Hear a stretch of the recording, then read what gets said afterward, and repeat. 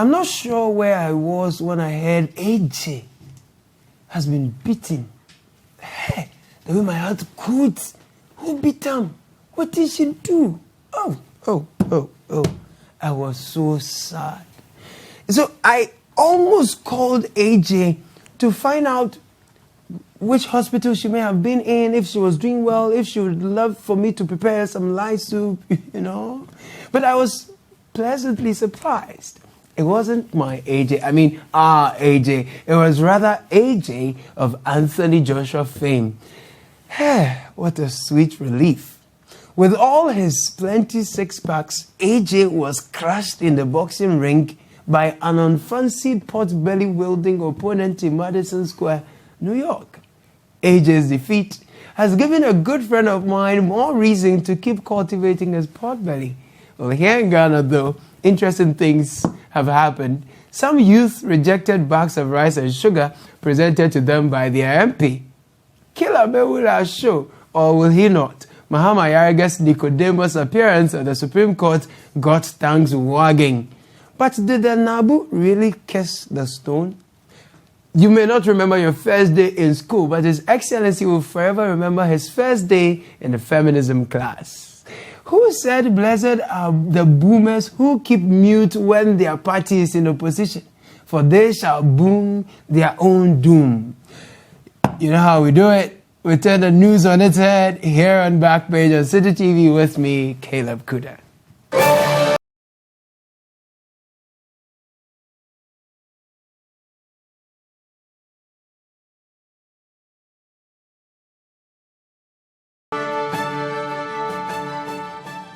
I'll take you to Medina Zango shortly where something marvelous happened. But hold on, let's go to Sekondi in the Western region. This is the home of the Esson family at Injesia, a coastal community in Sekondi, where the Western Regional Minister and his entourage met a sorrowful atmosphere. 4 siblings and a grandchild, all aged between 1 and 18 years, were killed as one of the rooms collapsed following yesterday's downpour, which started from morning till dawn. Whoa. Sad story. Good thing, though, is that the regional minister has promised towards contributing to the funeral. He's promised to contribute towards the funeral. Curious thing is, he says, you dear, listen. I've taken a decision that if it happens next year, I won't visit. The same area? Yes, I won't visit the same area because we've told them in those areas that they need to change their attitude. Impressive. Hard guy. I won't visit again. Thinking about it, imagine me, a lactating mother. My baby refuses to lactate. Or just say, nufo. Then I say, look, I'm not giving you nufo again. And I expect the baby to grow fine, notwithstanding. In other words, the followers are not following him. And he's tired of leading them, but he's not rejecting the benefits of being a leader anyway. To be fair, the minister said parts of Sekondi's flooding and the resultant death is due to engineering issues, and he has directed engineers to look into it. Yeah. So that's with it. Now, to Medina Zango, where 2 women have made us all look very competent and responsible.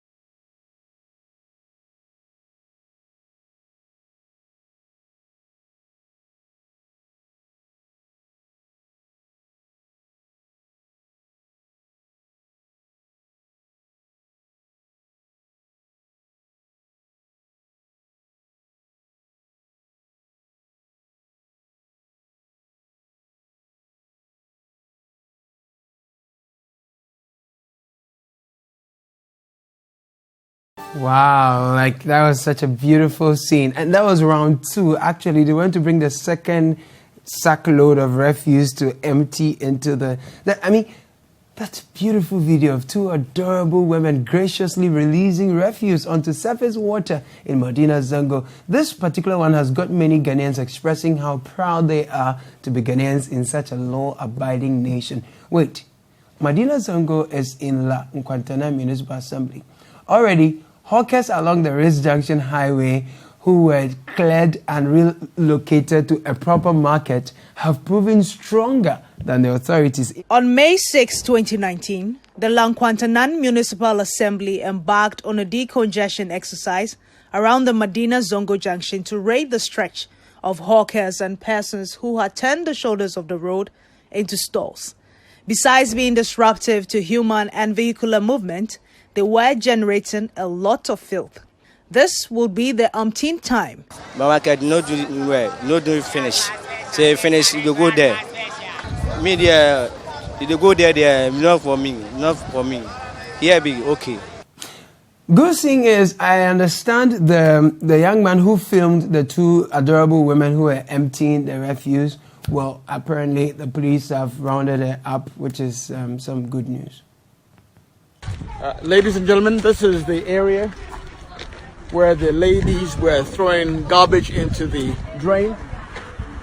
We have now come here with the officers to arrest the culprits.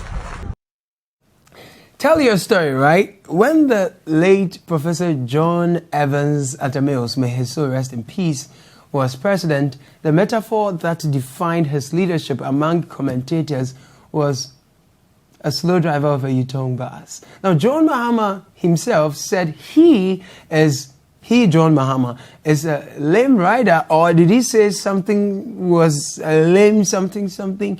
Well, for all that it's worth, Ghanaians sent him packing out at midnight while it was raining heavily. 1 million votes, dear. Naturally, say, Naabu, meaning it was an unprecedented something. These days, when I shut my eyes, I think of an Uber, a small Uber car, extremely small one that matters. Yeah, that one. It can't even contain my leg. But imagine that these days, you have this small Uber car carrying a pregnant elephant.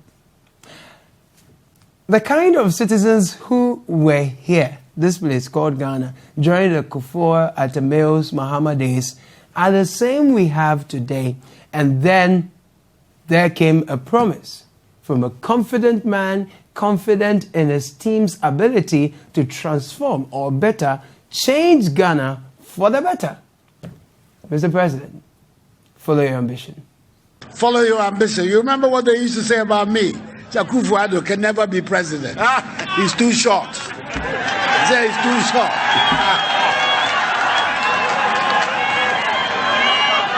You remember that? You remember that? They can never be president. His house, Dr. Darko, everybody, they could never be president. So he can never be president. I am president of Ghana today. It's true, sir. You are president of Ghana today. And the buck stops with you and your alleged competent men. What we saw at Medina Zongo is not a Nkwantana problem. It's a Ghana problem. It appears His Excellency the President is getting exasperated. We're talking about these infrastructural matters. We must also talk about our own habits. That's right. We have to talk about our attitudes. We have a situation in our country, time and again, Ghanaians, we want this, we want that. But the attitudinal change that would enable us to be able to make to bring value to these demands, that is always left out. Times like these give Mr. Mahama a chance to prove he was not as incompetent as he was sold. Because of the blockage there, the water will always come back. And so we urge the authorities, not to give up. They should continue working to unblock the drains so that when the water comes, it will be able to flow. But see, once bitten by a Jibril Tanazwe, twice sigh. So, Mr. President, prove your critics wrong. After all, you managed to worm yourself into the hearts of Ghanaians, even though your critics said, you're a corrupt, and cannot be president. Now you've proved us wrong that you can be sure that I'll be president. So how about using all the tools you use to sell yourself to Ghanaians, to warm yourself into the hearts of Ghanaians, teaching acceptable behavior and what is not? And then, most importantly, providing the infrastructure needed for acceptable behavior to be easily carried out. While doing all these, we should not fail to punish unacceptable behavior and reward acceptable ones. After all, many really know what is right, like this guy. No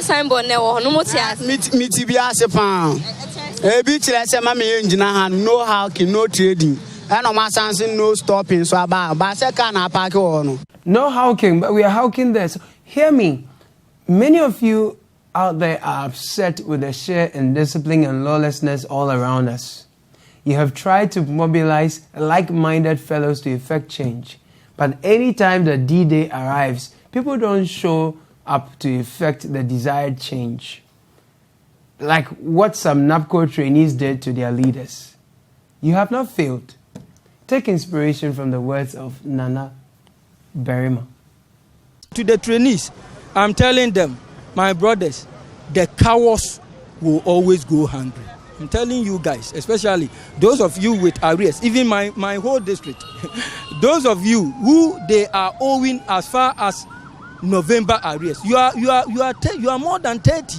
So I was expecting thousands of trainees to avail themselves. Keep pushing, guys. Keep pushing. The cowards will always be there, but keep being a citizen and not a spectator. And to the king promise, queen promises, and the promised family of our time, kindly reduce the plenty pictures your cameramen take for you for social media. Like some of them have 5 guys, one is carrying tripod, one is carrying lights, one is carrying something, and they are always sharing photos of their ministers there. Let them rather develop content that will influence Ghanaians towards acceptable behavior from the streets to the beaches. Like these artworks developed by the NCCE, and spot on. Like this video too, powered by the NCCE on vigilantism. Don't spare anybody. If you suspect that we are losing, create confusion, big time confusion. We can't stand aloof and watch our opponents win. And when we come to power, after the election, what else? No way. Your wife and your daughter are traveling out of the country tomorrow. Your daughter is in the medical school. Your sons are here and there. And you think we are fools? What do you take us for? Why are they not here with us? No way, guys. Never. Not this time. We won't allow you use this for your selfish interest again. Look, the message is simple. Lawlessness cannot continue to reign in our land while we sit and watch helplessly or something like that.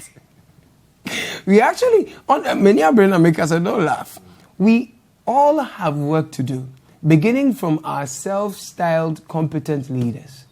If you are competent as you say, let us see it in the way we live, work, and play. Pronto. Now to Toronto, or was it somewhere else in Canada? Some say it was our president's first day in Feminism 101. We're not seeing enough dynamism and activism on the part of those who are seeking this new... we're not. We're not. I'm talking about dynamism where it matters. When was the last time you saw a dynamic head of state? I'm saying those dynamic is not sitting around here talking. I'm talking about electing people to parliament, controlling political parties, because they're the instruments by which our societies make decisions. We're talking about decisions, not wishes and hopes. We're talking about decisions. It is decisions that is going to make the difference. Decisions, not wishes. You see what happens when you get away with many things with fine English. Let's talk about the doctor who asked the president to dinner. I mean, yeah, I'll show you that. Can you imagine she casually asked him, no letters to the state protocol service, nothing. Speaking of which, am I the only one who felt some way about all the touching of the president's arm. Can you imagine if it was the other way around? The feminist would have had his head. Even this small faux pas he committed by asking who is going to open the door is getting a lot of heat. But wait, back in school, when your teacher says, "See me after class," it was either she was impressed with your level of understanding of the subject and wished to give you more resources to read, or she felt you need intensive care as far as the topic was concerned. Given the above, what does this mean to you? You know, I think you and I need to have dinner. But what I genuinely think is important is this is a sentiment that's shared by a lot of people. And it's fundamental that we begin to understand and we begin to explain in a way that people can actually understand how much systems have been shaped to ensure that women do not get to be in positions of power. That there are dynamic, incredible women that the door remains closed to. And so how is it going to open? But that's how is it going to open? I'm telling you. I'm telling you. You're not telling me. I'm telling you. What you're saying will not open the Stop talking over me and I'll tell you. How is it going to open? I thought that was an interesting banter, but can someone really tell me exactly what activism means again? Activism. So, for example, young ladies apply for jobs they are qualified for anyway. Now, some men in positions of power demand of these young girls more than their qualifications. In fact, they demand to see into them, into me. See, they want intimacy.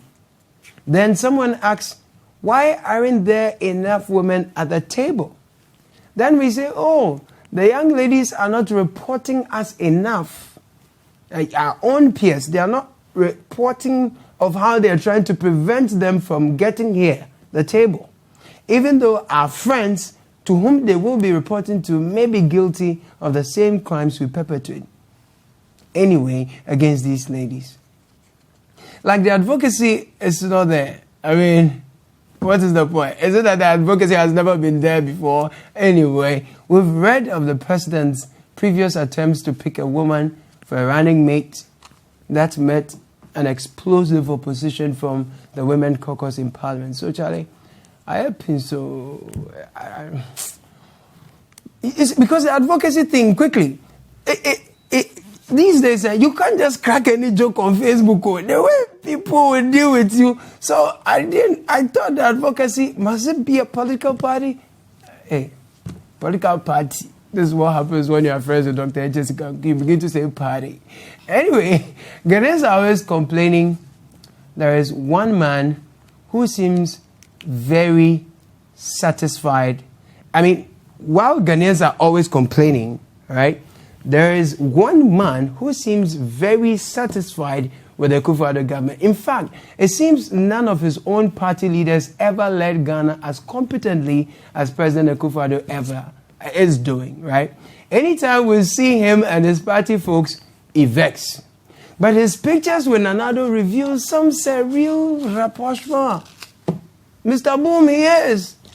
And some say his pronouncements during this year's June 4 anniversary is possibly a booming doom for Mr. Boom.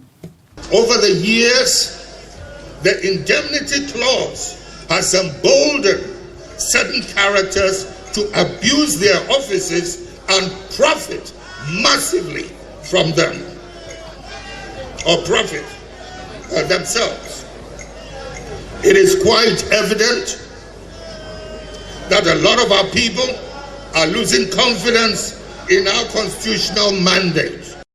It appears Mr. Boom is confused. People say, how can the biggest beneficiary of the indemnity clause turn around and say all that thing you were saying? In fact, some respected lawyers say Mr. Boom is being hypocritical. I think I premise it on two matters. One, hypocrisy, and two, the usual self-righteousness of this gentleman. And possibly three, he thinks that the time for accounting that he is deluding himself. And it is in that respect that I welcome his call, except that the call is born out of crass ignorance. So that's about it for this year's June 4 stuff.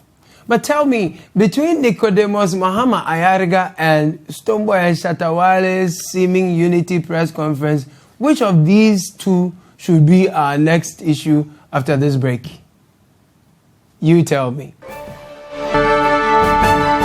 Okay, so I'm hearing by popular request, people want to see if indeed Shatawale tried kissing Stonebwoy, or was it a peck? I am not too sure.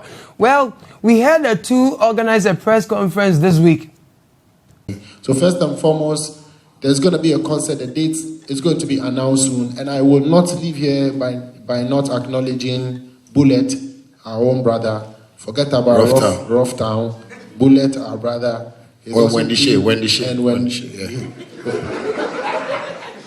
He's also been around Dr. Some people say, look, you can hold as many press conferences you wish, but if the fundamentals are weak, the ego will expose you. The ego and the guns. Others do say this is not good news for what is lately known as Chacha House. Because if the two artists come together to organize events on the night of Chacha House's events, then Chacha Houses will flop. Others do say they still insist on seeing how the law will handle the case of the two gentlemen if indeed there is equality before the law. Charlie, these are tough times for the credibility of the two arts. But will Ghanaians stick with them?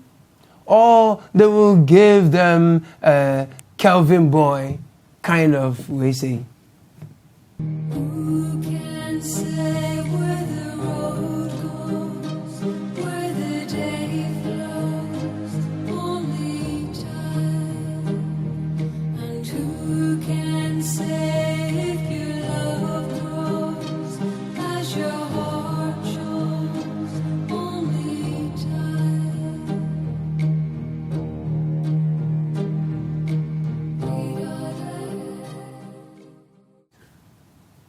Oh, it's too penny. It's too penny. When they say, showbiz people, our face look too much. You have to go and tear. Sorry. Now, Nicodemus Mahama Ayariga had a good time this week. I tell you, he told journalists he wasn't going to appear before the Supreme Court over a case he's involved in, blah, blah, blah. Now, he was in Parliament speaking perfumed English when a judge gave an order. See, before the speaker could respond to his prayers in court, he Nicodemously left Parliament. Colem for court. But while the House awaited the ruling of the speaker, something happened. Mahama Ayariga just left Parliament together with a group of other colleagues of his, NDC MPs, who are heading to the Financial Court 2, where he has been summoned today to answer to charges preferred against him by the special prosecutor. And he has up to 1 p.m. To report to that court. And from the look at my time, that's just about 20 minutes away he has to appear in court. Who say Monday and Obia and the master? Now, all those who say special question Peter isn't doing anything, no? Can you bring him his rocks already? Thank you very much. And while you comply, this is a story of how determined Ghanaians can be in chasing a thief. Onlookers perch atop the bridge, hungry for news of what is happening upstream the dirty, stinky Odo River that snakes through the national capital. After a series of enquiries, the narrative began to make sense to me. Eyewitnesses say a thief was chased from Kaneshie. He dived into the Odo before making his way into one of the narrower tunnels. He reportedly hopped into this deep, dark tunnel to escape from his captors. You enter the hole. Yeah. What do you see from inside? I'm going to see him physical. Where I talk to him, say police people come. So make it come out. Then the police people take out go. That place now where even they start the fight for the inside. So I shout call somebody, say make it come. Anybody don't come. So I leave it, I go outside. So which hole inside the day?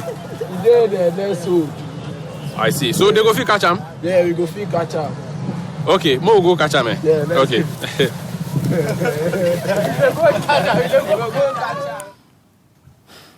Interesting times in Ghana, really. And let me tell you how determined a group of Ghanaian youths can be to teach their MP, who has been, according to them, lying over and over again, a lesson. I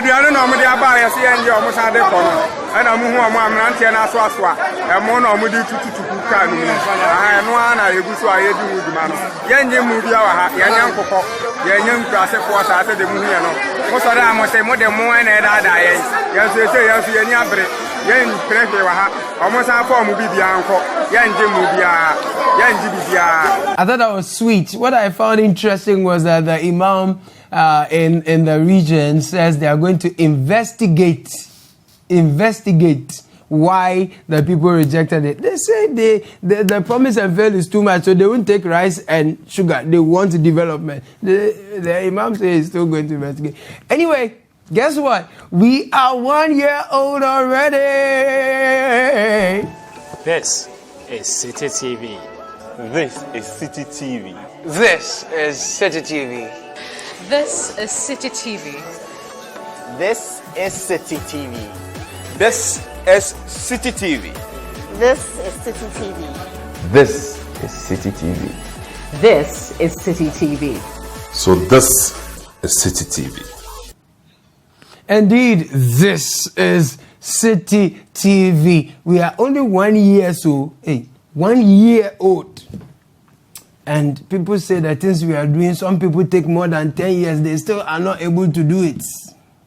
In fact, people say June 4 has a new meaning now. They've forgotten about bloodshed. They now see an impactful, disruptive revolution through television, which is City TV.